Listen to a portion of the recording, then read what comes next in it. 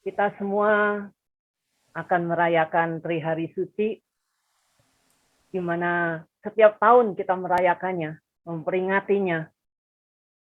Tapi apakah kita tahu apa sebenarnya yang terjadi pada hari Tri Hari Suci? Dan apa implikasinya di dalam kehidupan kita? Karena kita setiap tahun merayakannya, memperingatinya. Tapi apakah ada kegunaannya bagi hidup kita? Jadi malam hari ini saya ingin berbicara mengenai hal tersebut di dalam kisah sengsara Yesus. Saudara, kita tahu kisah sengsara Yesus menceritakan tentang Yesus yang rela menjadi manusia, sama seperti saudara dan saya. Mau menderita untuk menyelamatkan kita semua. Saudara, sama seperti kita manusia, kita perlu, Yesus perlu akan kekuatan daripada Tuhan, kemampuan daripada Allah yang menyuruh dia untuk melakukan semuanya ini. Dan Roh Allah memberikan kemampuan kepada Yesus untuk berdoa. Justru melalui pengalaman penderitaan dan kematiannya. Sama seperti kita, saudara. Kita membutuhkan Roh Kudus di dalam hidup kita. Karena Roh Allah membuat kita mampu untuk berdoa di dalam menghadapi pencobaan dan godaan dalam hidup dan bahkan dalam kematian kita.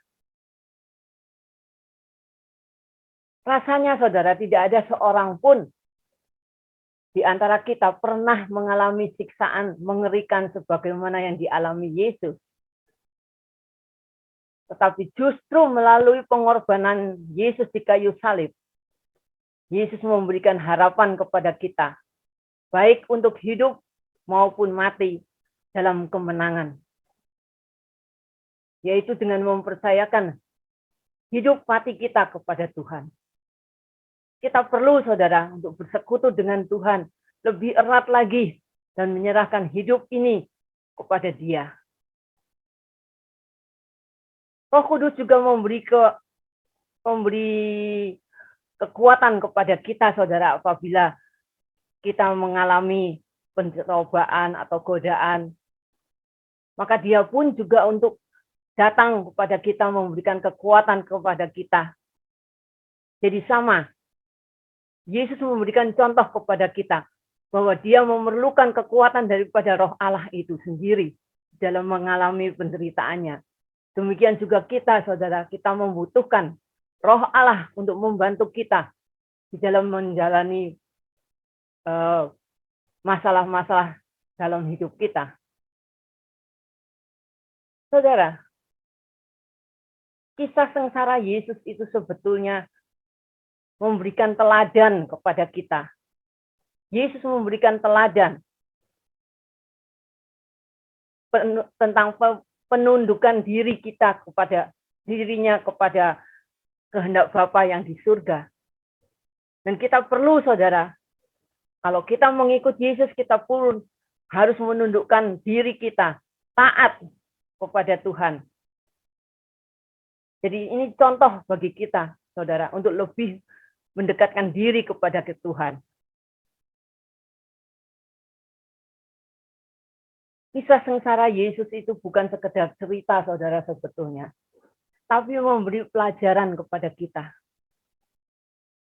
Orang yang berpasrah kepada Allah seperti Yesus akan memperoleh kehidupan abadi seperti Yesus yang bangkit dari kematian. Kita perlu belajar, saudara, untuk sama seperti Yesus, yang juga adalah manusia pada saat penderitaannya. Sama seperti kita, sama seperti saudara dan saya. Sehingga dengan sendirinya, saudara, apa yang dilakukan Yesus pada saat penderitaannya terjadi, itulah yang harus kita contoh. Sehingga di dalam masa Tri Hari Suci, bukan cuma memperingati begitu saja, tetapi harus coba menerapkan pada kehidupan kita. Apa sebetulnya yang terjadi? Apa yang dapat dilakukan oleh kita? atau apa yang terjadi dalam kehidupan kita dengan perayaan-perayaan ini. Sehingga bukan hanya merayakan saja, saudara, atau memperingati saja, tetapi berguna bagi kehidupan kita. Inilah yang diperlukan, saudara. Sehingga kita bisa mengerti bahwa kisah sengsara Yesus itu sebetulnya pelajaran buat kita. Bagaimana kita mengatasi segala macam masalah, sama seperti yang Yesus lakukan. Rasanya memang tidak ada seorang pun di antara kita yang pernah mengalami penyiksaan mengerikan seperti Yesus. Tetapi saudara, melalui pengorbanannya di kayu salib, Yesus memberikan harapan kepada kita. Baik untuk hidup maupun mati di dalam kemenangan. Dengan mempercayakan hidup kita ini kepada Yesus.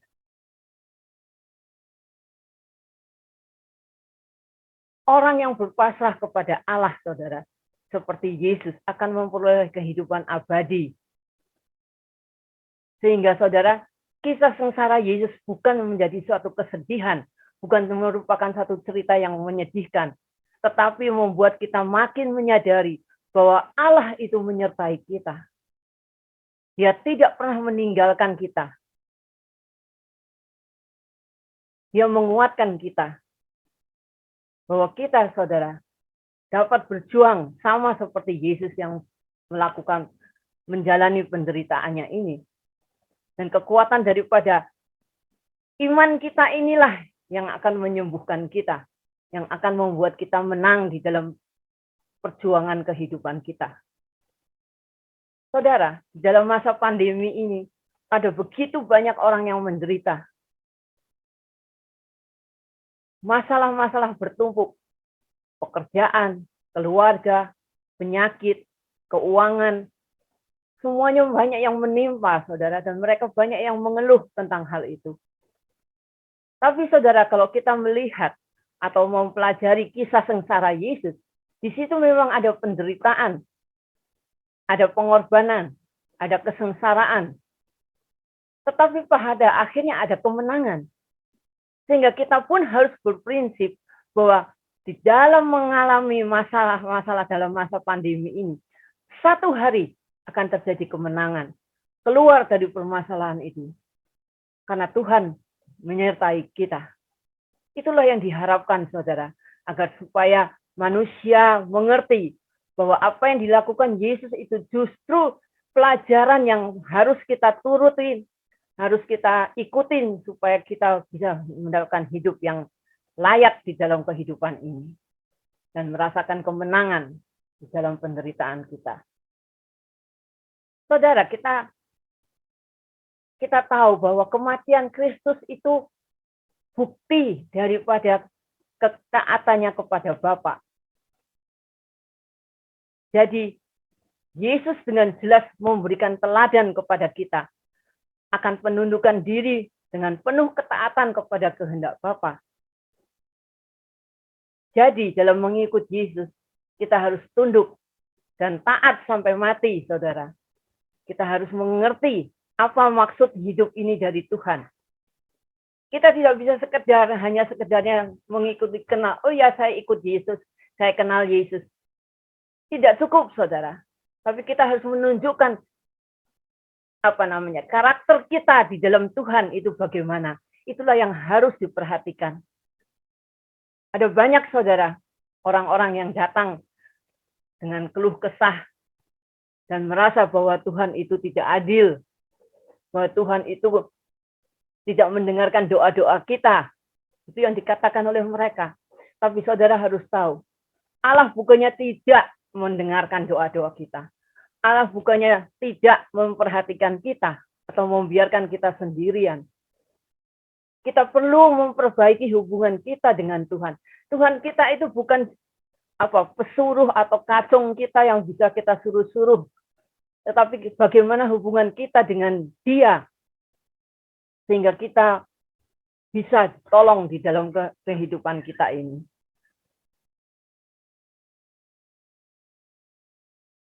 Saudara, kisah sengsara Yesus itu bukan suatu kesedihan, tapi membuat kita makin menyadari bahwa Allah itu menyertai kita. Di dalam kisah sengsara Yesus itu, Yesus ingin menunjukkan bahwa Allah selalu bersama kita. Dia tidak akan meninggalkan kita sendirian. Dan itulah yang harus disadari, saudara. Di dalam kehidupan kita, di dalam merayakan Trihari Suci, kita harus tahu apa sih kegunaannya dalam kehidupan kita. Apakah itu memperbaiki kehidupan kita, memperbaiki karakter kita yang tidak benar, dan pikiran-pikiran kita yang salah diperbaiki menjadi lebih baik lagi. Itulah yang diharapkan, saudara, dengan peringatan-peringatan Trihari Suci ini. Bukannya hanya peringatan begitu saja, tetapi bagaimana implikasinya di dalam kehidupan kita. Itulah yang diharapkan untuk bisa terjadi. Sehingga di dalam merayakan setiap tahunnya, kita bersyukur bahwa kita bisa mengimani dan memperbaiki diri kita sendiri di dalam kehidupan dengan Tuhan. Itulah yang diharapkan, saudara. Memang di dalam kisah sengsara Yesus itu mengajarkan pada kita bahwa dalam sebuah perjuangan ada penderitaan, pengorbanan, kesengsaraan. Memang betul. Tetapi saudara, pada akhirnya selalu ada kemenangan. Dan kita harus memegang hal itu, terutama di dalam masa-masa yang sangat menyulitkan saat ini. Jadi, kisah sengsara Yesus itu bukan cuma cerita, saudara, tetapi memberi pelajaran kepada kita.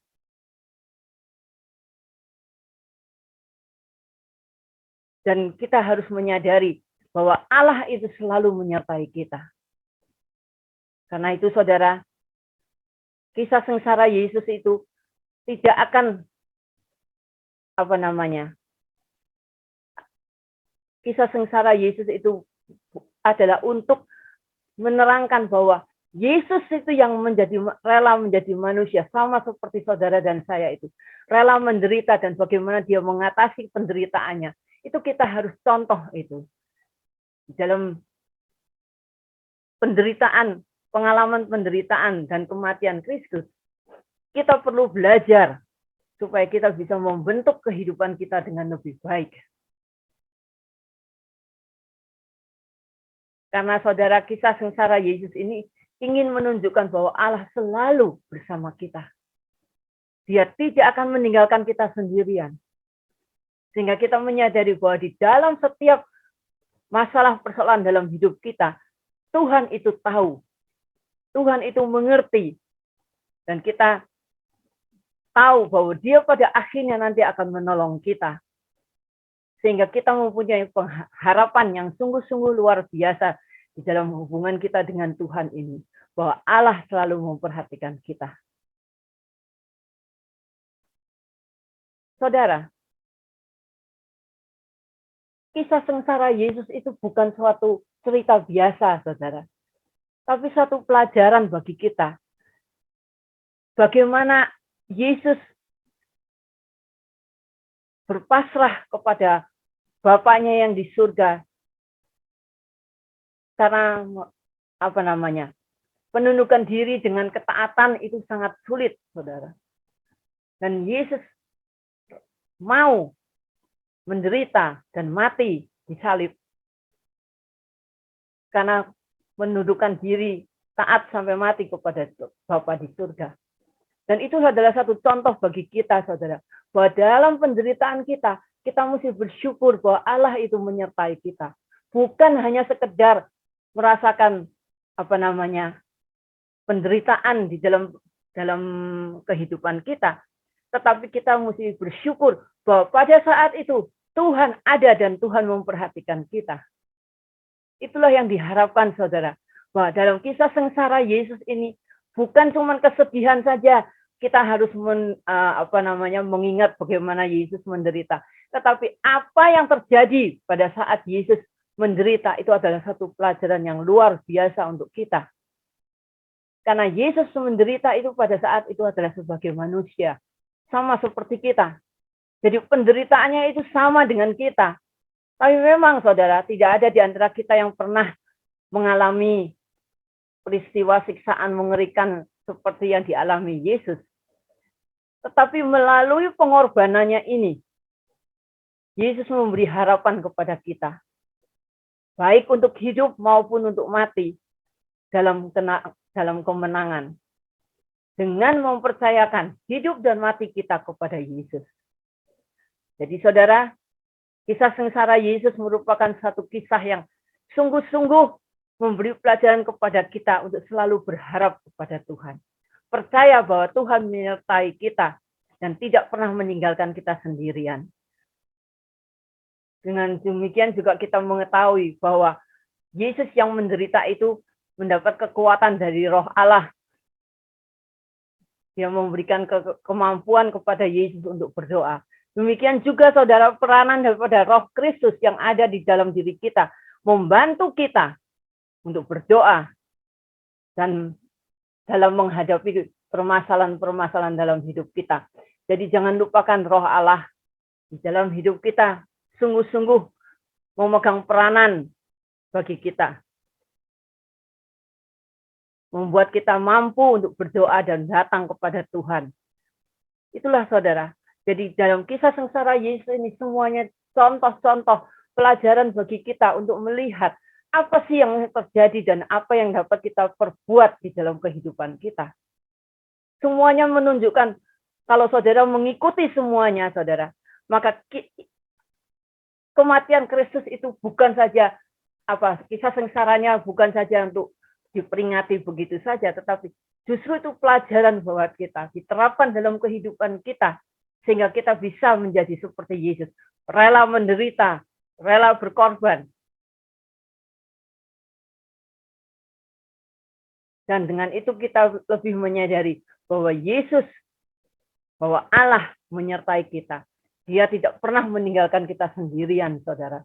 Dan itulah yang diharapkan dalam masa-masa Trihari Suci ini. Kita mesti merasakan bagaimana peranan Yesus di dalam kehidupan kita. Supaya kita jangan hanya bersedih ataupun menganggap sebagai satu sekedar cerita saja, tetapi justru menghayati bahwa sengsara Yesus sungguh membawa kebaikan bagi kita semua. Dan inilah yang diharapkan saudara, bahwa kita yang menderita, mengalami penderitaan, pada saatnya akhirnya harus merasakan kemenangan di dalam hidup kita. Karena itu adalah Yesus yang menyertai kita dalam mengatasi segala permasalahan hidup kita ini. Karena itu saudara, kematian sengsara Yesus dan kematiannya menunjukkan bahwa Allah sangat mengasihi kita. Dia rela mengorbankan putranya menjadi manusia untuk menderita bagi kita, menyelamatkan kita. Dan apakah itu semuanya membuat kita menjadi lebih baik atau tidak, tergantung dari kita. Jadi hendaknya dalam masa-masa ini kita mulai melihat apa sih yang terjadi di dalam kehidupan kita. Apakah kita benar menjadi lebih baik atau justru hanya meremehkan semuanya. Kita berharap saudara, saya sungguh berharap bahwa kisah sengsara Yesus ini bukan sekedar cerita, bukan sekedar cerita yang menyedihkan, tapi memberi pelajaran bagi kita, supaya kita bisa berpasrah kepada Allah seperti Yesus, yang berpasrah kepada kehendak Bapa di surga, sehingga dia memperoleh kehidupan abadi. Jadi, mari di dalam memperingati kisah sengsara Yesus ini, kita lebih menyadari bahwa Allah menyertai kita. Dalam kisah sengsara Yesus ini, Yesus ingin menunjukkan bahwa Allah selalu bersama kita. Dia tidak akan meninggalkan kita untuk sendirian. Tuhan tidak tidur, saudara. Inilah kabar baik bagi kita semua. Jadi mari kita mulai melihat dari sudut yang lain, dari kisah sengsara Yesus ini, dari sudut yang positif, yang dapat membangun kehidupan kita lebih baik, dan lebih memperhatikan peranan daripada Roh Kudus di dalam kehidupan kita. Sehingga kita tidak merasa selalu tidak diperhatikan Tuhan atau merasa penderitaan kita berlebihan. Tetapi sungguh-sungguh kita merasakan bahwa melalui pengorbanan Yesus di salib ini, kita mendapatkan harapan yang baik di dalam hidup dan mati kita. Karena itu kita mempercayakan hidup dan mati kita ini kepada Kristus. Saya sungguh berharap, saudara, di dalam masa yang sulit ini, masa pandemi yang tidak berhenti ini, belum berhenti sampai sekarang, saya sungguh berharap kita semua mempunyai satu kekuatan dari kisah sengsara Yesus ini untuk bisa mempertahankan hidup kita, bersyukur kepada Tuhan, karena Dia selalu menyertai kita dan tidak pernah meninggalkan kita. Mari saudara, kita pakai saat-saat ini bukan hanya bersedih dengan kematian Kristus, tetapi kita harus bersyukur bahwa dengan kisah sengsara ini membuat kita makin menyadari bahwa Allah menyertai kita. Dan itulah sangat penting di dalam kehidupan kita, terutama bagi kita yang merasakan ada banyak masalah pencobaan di dalam kehidupan ini. Terutama di dalam masa pandemi ini, ada banyak yang mengeluh tentang persoalan-persoalan kehidupan. Tapi kalau kita percaya, saudara, akan kisah sengsara Yesus ini, yang bukan sekedar cerita saja, tapi memberikan pelajaran bagi kita. Bahwa orang yang berpasrah kepada Allah, seperti Yesus yang lakukan, akan memperoleh kehidupan abadi. Seperti Yesus yang bangkit dari kematian. Itulah yang saya harapkan, saudara, agar di dalam masa-masa yang sulit ini, kekuatan daripada Yesus menyertai kita semuanya. Sehingga kita dapat menghargai bahwa Yesus menderita untuk menyelamatkan kita. Dan kita bersyukur untuk itu karena Dia mengasihi kita dan Dia tidak meninggalkan kita. Beberapa waktu yang lalu saya harus dioperasi otak saya, kepala saya 2 kali. Karena pernah jatuh dan berdarah dan kemudian dioperasi. Tapi setelah itu masih ada lagi darah yang belum bisa keluar, harus dioperasi lagi. Jadi 2 kali. Saudara, di dalam masa-masa itu saya merasakan bahwa kalau kita tidak percaya Tuhan, kalau kita tidak mengharapkan Tuhan atau bersekutu dengan Tuhan, mungkin saya waktu itu sudah tidak bisa merasakan apa-apa. Ataupun tidak pernah bisa bersyukur untuk kasih-Nya yang begitu besar. Tapi justru saudara, dengan operasi sampai 2 kali kepala saya, maka saya sungguh bersyukur bahwa Allah itu sangat mengasihi.